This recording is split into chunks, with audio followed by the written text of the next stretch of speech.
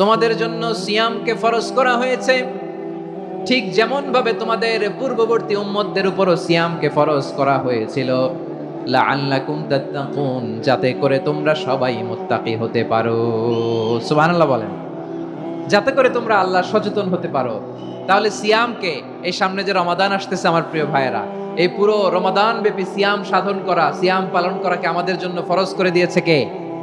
এটা শুধু আমাদের উপরই ফরজ না, আমাদের আগে যত জাতিগোষ্ঠী এই পৃথিবীতে এসছে সবার উপরে সিয়াম পালনকে ফরজ করেছে কে? তবে ধরনটা ভিন্ন ছিল, এক এক জাতিগোষ্ঠীর জন্য এক এক ধরনের ছিল। আমাদের জন্য সিয়াম ফরজ টানা 1 মাস 30 দিন বা 29 দিন। পূর্ববর্তী অনেক উম্মতের উপর 1 মাস ছিল না, 3টা ফরজ ছিল। কয়টা? প্রতি মাসের 13, 14, 15 ফরজ ছিল তাদের জন্য। কারো জন্য শুধু একটা, আশুরার রোজা। কোন কোন উম্মতের জন্য 10টা। কোন কোন উম্মতের জন্য রোজা ফরজ ছিল মৌনতার রোজা, আরবিতে বলে সৌমুল ইনসাত, মানে সারাদিন খেতে পারবে, পান করতে পারবে, স্ত্রীর সাথে মেলামেশা করতে পারবে, কিন্তু কথা বলতে পারবে না। কথা বললেই তাদের রোজা ভেঙে যেতে। পড়েন সুবহানাল্লাহ। কি অদ্ভুত ব্যাপার, মৌন সম্মতির রোজা। যেমনটি সাইয়্যিদাতুনা মারিয়াম আলাইহাস সালাম বলেছেন, ইন্নী নাযারতু লির-রাহমানি সাওমা ফালান উকাল্লিমাল ইয়াওমা ইনসিয়া। তিনি বলেছেন, আজকে আমি রহমানের জন্য, মানে আল্লাহর জন্য রোজা মানত করেছি, আজকে আমি কারোর সাথে কথা বলতে পারবো না। তো রোজা রাখলে কথা বলতে পারবে না কেন? কারণ ওই শরীয়তে রোজার বিধান ছিল সকাল থেকে সন্ধ্যা খেতে পারবেন, পান করতে পারবেন, কিন্তু কথা বলতে পারবেন না। কথা বললেই রোজা ভেঙে যেত। সুবহানাল্লাহ বলেন। তাহলে সব জাতিগোষ্ঠীর উপরে রোজা ফরজ ছিল, কিন্তু ধরনটা ভিন্ন ছিল। মজার ব্যাপার হচ্ছে, আপনি বর্তমানেও বিভিন্ন ধর্মের দিকে তাকান, বৌদ্ধ ধর্ম, হিন্দু ধর্ম, খ্রিস্ট ধর্ম, তাদের মধ্যেও রোজা আছে। ইংরেজরা, খ্রিস্টানরা এটাকে বলে ফাস্টিং। কি বলে? ফাস্টিং। আমাদের হিন্দু ভাইয়েরা বলে উপবাস। তারা কি বলে? উপবাস। আবার এখন আন্দোলনেরও একটা মাধ্যম হয়েছে এটা, না খেয়ে থাকা। এটারে বলে অনশন। এটারে কি বলে? অনশন ধর্মঘট। মানে আমাদের দাবি না মানলে আমরা খাবো না, রোজা রাখলাম। তারপরে আধুনিক বিজ্ঞান এটার একটা নাম দিয়েছে না খেয়ে থাকাকে, অটোফিজি। কি বলে? অটোফিজি। জাপানের এক চিকিৎসা বিজ্ঞানী এই অটোফিজির উপর গবেষণা করে সে নোবেল পেয়েছে। এজন্য আল্লাহ তাআলা আমাদের জন্য গোটা রমাদানে এই সিয়ামকে ফরজ করে দিয়েছেন। আওয়াজ করে বলেন আল্লাহু আকবার। রাব্বুল আলামিন বলেন, ইয়া আইয়ুহাল্লাযীনা আমানু কুতিবা আলাইকুমুস সিয়াম। সিয়ামকে তোমাদের উপরে ফরজ করা হয়েছে, কামা কুতিবা আলাল্লাযীনা মিন ক্বাবলিকুম, যেমনি তোমাদের পূর্ববর্তীদের উপর রোজা ফরজ করা হয়েছিল, লাআল্লাকুম তাত্তাকুন, যাতে করে তোমরা আল্লাহ সচেতন হতে পারো, যাতে করে তোমরা মুত্তাকি হতে পারো। লাআল্লাকুম তাত্তাকুন, যাতে করে আমরা আল্লাহ সচেতন হতে পারি, আল্লাহ কনসিয়াসনেস আমাদের মধ্যে গ্রো করে। এটা হচ্ছে রোজার প্রাইম অবজেক্টিভ। অনেকে জিজ্ঞেস করলে অনেকে বলে রোজার মূল উদ্দেশ্য হচ্ছে না খেয়ে থাকা। না। অনেকে বলে গরিবদের কষ্ট অনুধাবন করা রোজার উদ্দেশ্য। না। রোজার উদ্দেশ্য কি? সিয়াম পালনের উদ্দেশ্য কি? এটা আল্লাহ তাআলা স্পষ্ট এই আয়াতের পেছনে বলেছেন যে লাআল্লাকুম তাত্তাকুন, যাতে করে তোমরা আল্লাহ সচেতন হতে পারো, আল্লাহ ভীতি তোমাদের মধ্যে গ্রো করে, গড কনসিয়াসনেস, আল্লাহ কনসিয়াসনেস, আল্লাহ সচেতনতা যেন বাড়ে, দ্য সেন্স অফ অ্যাকাউন্টেবিলিটি। আল্লাহর সুপ্রিম কোর্টের কাঠগড়ায় এই দুনিয়াতে আমি যাই করলাম তার সবকিছু যে পাই টু পাই হিসাব দিতে হবে, এই sense, to enhance the sense that whatever we do, Allah is watching me. আপনি যাই করেন কেউ দেখে না, কিন্তু দেখে কে? শুরুতেই তো জিজ্ঞেস করেছিলাম যে কেউ যেটা দেখে না সেটা দেখেন কে? কেউ যেটা শোনে না সেটা শোনেন কে? এর নাম হচ্ছে লাআল্লাকুম তাত্তাকুন, যাতে করে তোমরা আল্লাহ সচেতন হতে পারো, আল্লাহ ভীরু হতে পারো। দুনিয়ার কেউ দেখে না, কিন্তু আল্লাহ দেখে। এটাই রোজার মূল শিক্ষা। আমার প্রিয় ভাইরা, আপনি লুকিয়ে লুকিয়ে ঘরের ভেতরে অন্যায় করেছেন, পাপ করেছেন, আপনার বাবা দেখে নাই, মা দেখে নাই, স্ত্রী দেখে নাই, কিন্তু দেখেছে কে? আল্লাহর চোখ ফাঁকি দেয়া যায়? আচ্ছা, বুঝে থাকলে বলেন তো, সিসি ক্যামেরার চোখ ফাঁকি দেয়া যায় কি যায় না? পুলিশের চোখ, র্যাবের চোখ, বিমানবন্দরে কাস্টমস অফিসারের চোখ, কিন্তু আমার আল্লাহর চোখ। এই সেন্সটা নিয়ে আসা নিজের মধ্যে, আমি whatever I do Allah is watching me, যাই করি আল্লাহ দেখে। লাআল্লাকুম তাত্তাকুন। রমাদানের রোজা, ইফতারি, সিয়াম, ইবাদত সব কিছুর মধ্য দিয়ে আপনাকে খেয়াল করতে হবে যে লাআল্লাকুম তাত্তাকুন এই স্ট্যান্ডার্ড এটা অ্যাচিভ হচ্ছে কিনা আমাদের, যাতে করে তোমরা মুত্তাকি হতে পারো, আল্লাহ ভীরু হতে পারো। তাকওয়া, এটা হচ্ছে the essence of Islam. What is তাকওয়া? তাকওয়া মানে কি? তাকওয়ার সংজ্ঞা অনেকে অনেক ভাবে দিয়েছেন। আমি সরাসরি সাহাবাদের কাছ থেকে একটা সংজ্ঞা আপনাদের শোনাচ্ছি। ওমরে ফারুক রাদিয়াল্লাহু তাআলা আনহু উবাই ইবনে কাব রাদিয়াল্লাহু তাআলা আনহুকে জিজ্ঞেস করেছিলেন, ইয়া উবাই মা হুয়া তাকওয়া, হে উবাই তাকওয়া কি? তাকওয়া কাকে বলে? উবাই ইবনে কাব তিনি প্রশ্নের উত্তর না দিয়ে উনিও আবার প্রশ্ন ছুড়লেন। তিনি বললেন, ইয়া আমিরাল মুমিনিন, আমা সালাকতা তরিকান যা শাউক, আপনি কি কাঁটাযুক্ত রাস্তা দিয়ে মরুভূমিতে কখনো হেঁটেছেন? যে রাস্তার চারদিকে ক্যাকটাস, গুলমলতার কাঁটা, হেঁটেছেন? ওমরে ফারুক বললেন, নাম হেঁটেছি। বালা, হেঁটেছি। কাইফা আমিলতা, কিভাবে হেঁটেছেন? ওমরে ফারুক বললেন, শাম্মারতু ওয়াজতাহাতু, আমি আমার জামা, জুব্বা আর চাদর আটোসাটো করে গায়ের সাথে এমন ভাবে মিলিয়ে রেখেছি, এমন সাবধানে হেঁটেছি যাতে করে মরুভূমির ক্যাকটাসের গুলমলতার কাঁটা আমার গায়ে বিঁধে না যায়। উবাই ইবনে কাব বললেন, ফাযালিকা হুয়া তাকওয়া, আরে তাহলে আপনি তো ঠিকই জানেন তাকওয়া মানে কি, এটাই তো তাকওয়া। ওই রাস্তা দিয়ে যেভাবে হেঁটেছেন, পুরো দুনিয়ার জিন্দেগিটা এইভাবে সাবধানে চলার নামই হচ্ছে তাকওয়া। চিল্লায় বলো ঠিক কিনা? এই দুনিয়াতে পাপ পঙ্কিলতা থাকবে, শয়তানির হাতছানি থাকবে, অপরাধ প্রবণতা থাকবে, নফসের খায়েশ থাকবে, অন্যায়ের হাতছানি থাকবে। সব কিছুকে দোলে মুচড়ে পেছনে ফেলে সাবধান হয়ে এই দুনিয়ার সিরাতুল মুস্তাকিমের পথে চলতে হবে। যেই রাস্তা শুরু হয়েছে দুনিয়াতে, শেষ হয়ে গিয়েছে আল্লাহর জান্নাতের ভেতরে। চিল্লায় বলেন ঠিক কিনা? আমার প্রিয় চাপাই নবাবগঞ্জের ভাইরা, এটার নামই তাকওয়া। উবাই ইবনে কাব বললেন, ও আমিরুল মুমিনিন, ওই কাঁটাযুক্ত গুলমলতার রাস্তার মধ্যে ঠিক যেমনি সাবধান হয়ে আপনি হেঁটেছেন, এই দুনিয়ার বুকে ওই সাবধান হয়ে চলার নাম হলো তাকওয়া। সুবহানাল্লাহ। তাকওয়ার শুধু দুইটা নমুনা আপনাদের সামনে পেশ করব, আপনাদের ক্লিয়ার হয়ে যাবে। একটা নমুনা তো দিলাম, আরেকটা নমুনা, সেটাও ওমরে ফারুক রাদিয়াল্লাহু তাআলা আনহুর জীবনী থেকে। উনি ছিলেন ন্যায়পরায়ণ শাসক। রাত্রিবেলা প্রজাদের কি হাল হাকিকত, কি অবস্থা, ঘুরে ঘুরে প্যাট্রোলিং করতেন পুলিশের মতো। সারা রাত তিনি ঘুরেছেন কার কি অবস্থা দেখে, শেষ রাতে তিনি ফিরে আসতেছেন। তিনি থাকতেন, সেই বুখারীতে এসেছে, কানা ইয়াসকুনু ফি আওয়ালিল মদিনা, মদিনার উঁচু এলাকায় থাকতেন। তো ফিরে আসার সময় উনি একটা প্রাচীর বেষ্টিত ঘরের পাশে দুইজন নারীর কথোপকথন শুনতে পেলেন। একজন বৃদ্ধা, একজন যুবতী। উনি কান লাগিয়ে শুনতে পাচ্ছেন। বৃদ্ধা মা, ওমর ফারুক কাউকে দেখতে পাচ্ছেন না, শুনতে পাচ্ছেন। বৃদ্ধা মা তার যুবতী মেয়েকে বলে, এই তাড়াতাড়ি ওটের দুধ দহন করে ওটের দুধের সাথে পানি মিশাও, তাইলে কালকে বাজারে মদিনায় বেশি দামে বিক্রি করা যাবে, লাভ হবে অনেক। বৃদ্ধা মহিলা এটা বললেন। যুবতী মেয়ে উত্তরে বলে, মা আপনি জানেন না আমিরুল মুমিনিন খলিফাতুল মুসলিমিন ওমরে ফারুক দুধে পানি মিশানোকে দণ্ডনীয় অপরাধ বলে ঘোষণা দিয়েছে, জানেন না? এবার বৃদ্ধা মহিলা বলে, আরে পাগলি, এই ভোর রাতে আমিরুল মুমিনিন ওমরে ফারুক আসবে কোত্থেকে? উনি আসবে কোত্থেকে? ওনার পাইক পেয়াদা সিকিউরিটি আসবে কোত্থেকে? কেউ দেখবে না। আরে কেউ দেখবে না, তাড়াতাড়ি দুধের সাথে পানি মেশাও। এই কথা যখন মা বলেছে, যুবতী মেয়েটা চমৎকার একটা উত্তর দিয়েছে। তিনি বলেছিলেন, ইয়া উম্মি, ও আমার মা, লাউ লা রাআ উমর লা রাআ রাব্বু উমর, ও আমার প্রিয়তমা মা, আপনি ঠিকই বলেছেন, গভীর রাতে ওটের দুধে পানি মিশালে ওমর দেখবে না, কিন্তু মা খেয়াল রাখবেন, ওমর যদি নাও দেখে, ওমরের রব কিন্তু দেখে। চিল্লায় বলেন ঠিক কিনা? দিস ইজ কল্ড তাকওয়া। এজন্য রব্বুল আলামিন বলেন, লা তুদরিকুহুল আবসার ওয়া হুয়া ইউদরিকুল আবসার ওয়া হুয়াল লাতীফুল খাবীর। তিনি এমন সত্তা, দুনিয়ার কোন চোখ তাকে দেখে না, কিন্তু দুনিয়ার সবগুলো চোখকে, সব মানুষের অ্যাক্টিভিটিসকে, আরশের উপর থেকে সব কিছু মুহূর্তে মুহূর্তে দেখতে পান কে? তাহলে তাকওয়া কারে বলে বুঝতে পারছেন? দুনিয়াতে সাবধানে চলার নাম তাকওয়া। কেউ দেখে না, কিন্তু আল্লাহ দেখে। এই সেন্স, এই জবাবদিহিতার ভয়, দ্য সেন্স অফ অ্যাকাউন্টেবিলিটি, এই সেন্স নিজের মধ্যে গ্রো করার নাম হচ্ছে তাকওয়া। আর এই সিয়াম পালন করার প্রাইম অবজেক্টিভ অফ সিয়াম হচ্ছে লাআল্লাকুম তাত্তাকুন। আওয়াজ করে বলেন, লাআল্লাকুম তাত্তাকুন। আমার প্রিয় ভাইরা, এই আসন্ন রমাদান, এটা এমন এক বরকতের মাস, যে মাসে আমরা নিজেদের নাফসের উপর নিয়ন্ত্রণ প্রতিষ্ঠা করি। সারা বছর নাফস আমাদেরকে নিয়ন্ত্রণ করে, আর রমাদানে আমরা নাফসকে নিয়ন্ত্রণ করি। কথা বুঝতেছেন? সারা বছর নাফস আমাদেরকে নিয়ন্ত্রণ করে। এই যে এখন আমার খেতে মনে চাইলে যে খেজুর রাখ, আমি খেজুর খেতে পারবো, নাটস আছে, বাদাম খেতে পারি। খাইতে মন চাইলে পানি, আমার রুহুটা চায়, আমার নাফসটা খেতে চায়, আমি খেতে পারি, পান করতে পারি।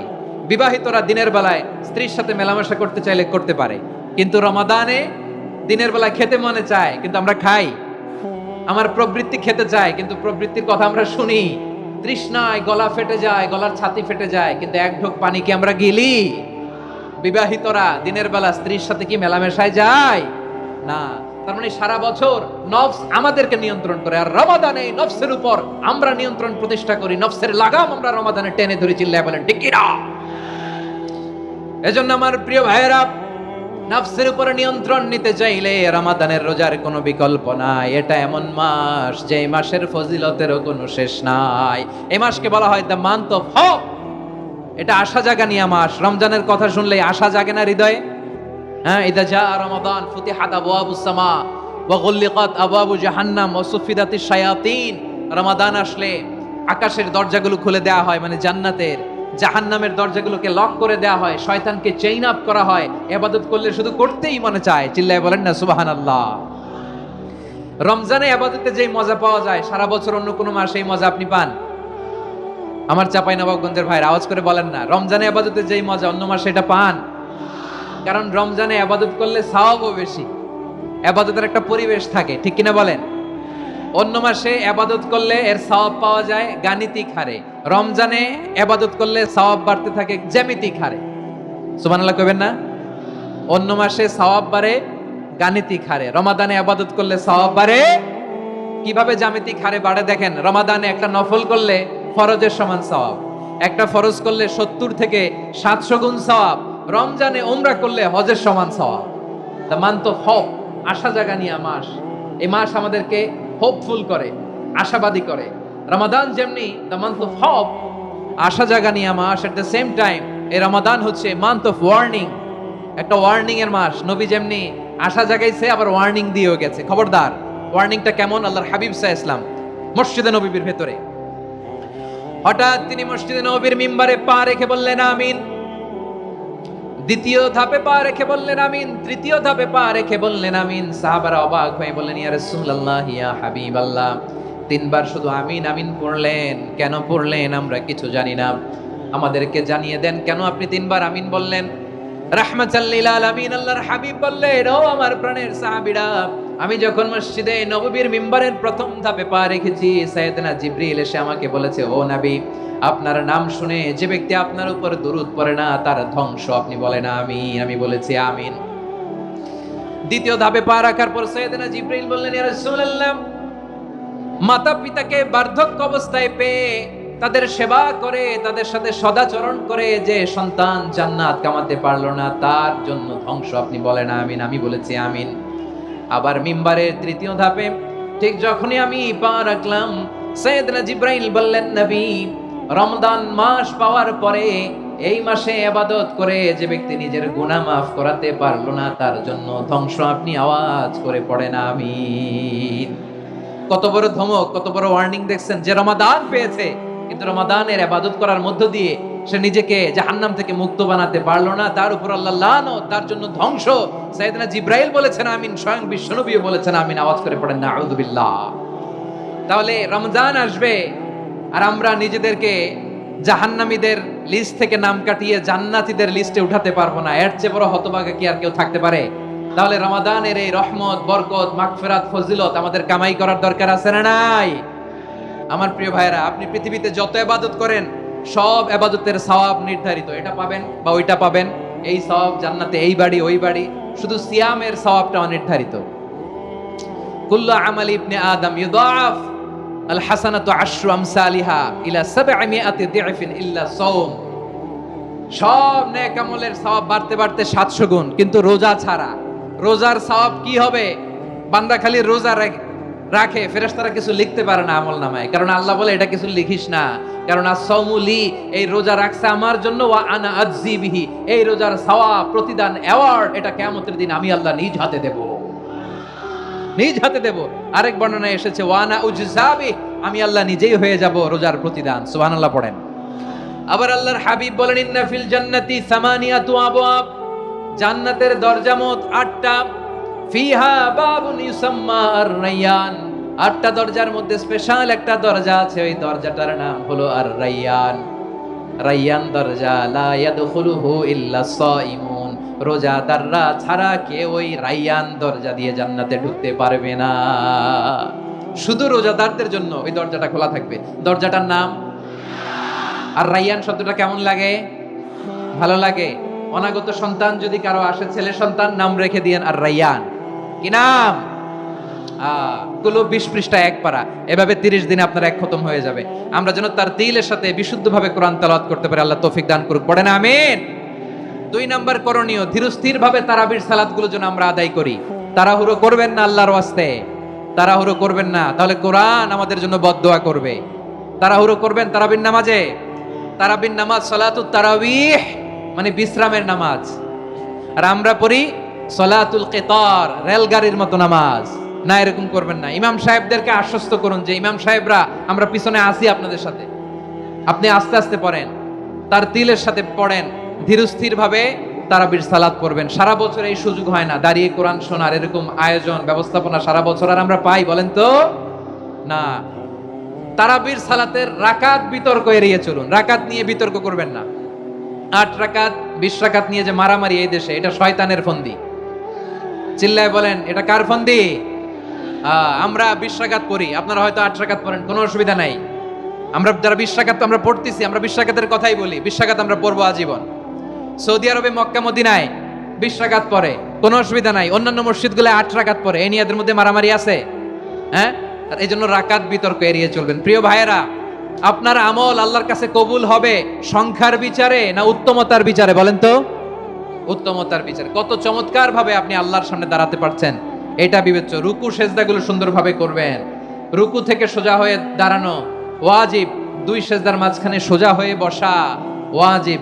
এই তা'দিলুল আরকান বাদ দিলে হানাফি মাযহাব মতে সৌ সেজদা দিতে হবে, অন্য মাযহাব মতে নামাজই হবে না। এজন্য ধীরস্থির ভাবে তারাবির সালাত যেন আমরা আদায় করি। পারা যাবে তো ইনশাআল্লাহ? 3 নাম্বার, তাহাজ্জুদের সালাত আদায় করুন। বছরের অন্য সময় উঠতে পারি না, অনেকে বলে হুজুর উঠতে পারি না, কিন্তু রমাদানে সাহারি খাওয়ার জন্য তো উঠাই লাগে। কি বলেন? আল্লাহর হাবিব বলেন তাসাহহারু ফা ইন্না ফিস সাহুরি বারাকা, তোমরা সাহারি খেও, কেননা সাহারির ভেতরে বরকত ঢুকায় দিয়েছে কে? একটা খেজুর, 1 গ্লাস পানি খেলো সারা দিন আপনাকে তরতাজা রাখে কে? তো সাহারির জন্য যেহেতু উঠতেই হয়, সাহারি খাওয়ার আগে বা পরে 2 রাকাত 4 রাকাত তাহাজ্জুদ পড়া যাবে না? রব্বুল আলামিন বলেন ওয়ামিনাল লাইলি ফাতাহাজ্জাদ বিহি নাফিলাতান লাকা আসা আইয়াবআসাকা রাব্বুকা মাকামান মাহমুদা। ও নবী, রাতের কিছু অংশ সময় তাহাজ্জুদের সালাত আপনি আদায় করবেন, কারণ এই তাহাজ্জুদ হলো আপনার জন্য নাফিলাত, আল্লাহ অতিরিক্ত ফরজ। আপনাকে মাকামে মাহমুদে অধিষ্ঠিত করবে কে? এজন্য যারা সম্মানিত হতে চান, সম্মানের আসনে যেতে চান, তাদের জন্য তাহাজ্জুদ অবধারিত। আমরা রমজানে সাহারির আগে তাহাজ্জুদ পড়তে চাই কি চাই না? এই নামাজটারে আল্লাহ বড্ড ভালোবাসেন, কেন জানেন? কারণ গভীর ঘুমকে স্যাক্রিফাইস করে আমরা এই নামাজ পড়ি। ঘুমের আরবি জানা আছে কারো? ঘুমরে আরবিতে কি বলে? অনেকগুলো আরবি আছে। একটা আরবি হচ্ছে নুআস, তন্দ্রা, তন্দ্রা, আমানাতান নুআস কোরআনে এসেছে। আরেকটা আছে ঝিমুনি, ঝিমুনি, এইভাবে ঝিমুনি আসে ঘুমের আগে, এটারে বলে সিনা। এটারে কি বলে? সিনা। স্বাভাবিক ঘুমকে আরবিতে বলে নাউম। স্বাভাবিক ঘুমকে কি বলে? এই সিনা আর নাউমকে আল্লাহ এক আয়াতে এনেছেন, লা তাখুযুহু সিনাতু ওয়ালা নাউম। আল্লাহর তন্দ্রা নাই, ঘুম নাই, ঘুমের আগে যে তন্দ্রা আছে ওইটাও নাই। তাহলে নুআস, সিনা, নাউম পেলাম। আরেকটা ঘুমের আরবি হচ্ছে হুজুদ। এটা মাঝরাতের ঘুম, শেষ রাতের ঘুম, যেই ঘুমটা বড্ড মজা লাগে। কাঁথা টেনে টেনে, ব্ল্যাঙ্কেট টেনে টেনে আরেকটু ঘুমাইতে মন চায়, আরেকটু, আর 1 মিনিট, আর 2 মিনিট, এরকম একটা মজার ঘুম শেষ রাতে আছে না নাই? এই শেষ রাতের ঘুম, এই হুজুদের ঘুমকে স্যাক্রিফাইস করে যেই সালাত পড়া হয়, ওই সালাতের আরবি নাম হচ্ছে সলাতুল হুজুদ বা সলাতুত তাহাজ্জুদ। চিল্লায় বলেন আল্লাহু আকবার। এজন্য আল্লাহ তাআলা এই তাহাজ্জুদের সালাতকে এত পছন্দ করেন। পড়বেন তো রমাদানে? 4 নম্বরে, মুক্ত হস্তে দান করুন, মুক্ত হস্তে দান করুন। ওয়ামা আতাইতুম মিন যাকাতিন তুরিদুনা ওয়াজহাল্লাহি ফাউলাইকা হুমুল মুদঈফুন। তোমরা মনে করো না যাকাত দিলে তোমাদের সম্পদ কমে যায়, এটা ভেবো না, বরং তোমরা আল্লাহর খুশির জন্য যে যাকাত দাও, তারপরে তোমার যে সম্পদ থাকে ওই সম্পদের মধ্যে প্রবৃদ্ধি দান করে কে? আপনি মনে করছেন দিলে কমে নাকি বাড়ে? বাড়ে। যেটা দান করেন, কামাসালি হাব্বা আম্বাতাত সাবআ সানাবিলা ফি কুল্লি সুমবুলাতিন মিয়াতি হাব্বা। 1 টাকা দান করলে এটা চারা বীজের মতো, রূপে দিলে 7টা শীষ, প্রতি শীষে হয় 100 শস্য দানা। আল্লাহ যারে চায় এরকম বাড়ায় দেয়, প্রবৃদ্ধি দেয়। সুবহানাল্লাহ। এজন্য মুক্ত হস্তে দান করতে রাজি আছেন? আগে আগে জাকাত ক্যালকুলেট করে রাখেন। আপনার জাকাত বর্ষ যদি পরেও হয়, দেরি করেও হয়, ধরেন যে প্রতি বছর মুহররমে দেন, আপনি আগে দিতে পারবেন। জাকাত অগ্রিম আদায় করা যায়, সুবহানাল্লাহ বলেন। বিষ্ণু ইসা ইসলাম রমাদানে এত দান করতেন, কানা আজওয়াদান নাস, কিন্তু রমাদানে আজওয়াদুন নাস আজওয়াদু বিল খাইরি মিনার রিহিল মুরসালা, প্রবাহিত বাতাসের চেয়ে বিশ্বনবী আরো বদান্যতা বেড়ে যেত। প্রবাহিত বাতাস যেমনি সবাইরে বাতাস দেয়, আস্তিক নাস্তিক মুমিন কাফির সবাইকে শীতল করে দেয়, তেমনি নবীজির রমাদানের দান ছিল এমন, কেউ নবীর কাছে চেয়ে ফিরে গিয়েছে এর নজির নাই। জোরে বলেন সুবহানাল্লাহ। রমাদানে দান করব, ইফতার শেয়ার করব, কাউকে ইফতারি করালে সারাদিন রোজা রেখে তার যে সওয়াব, আপনি ইফতার করানোর কারণে আপনার আমলনামায় ওই সওয়াব আল্লাহ ঢুকাই দিবেন। পড়েন সুবহানাল্লাহ। সাহাবারা বললেন, নবী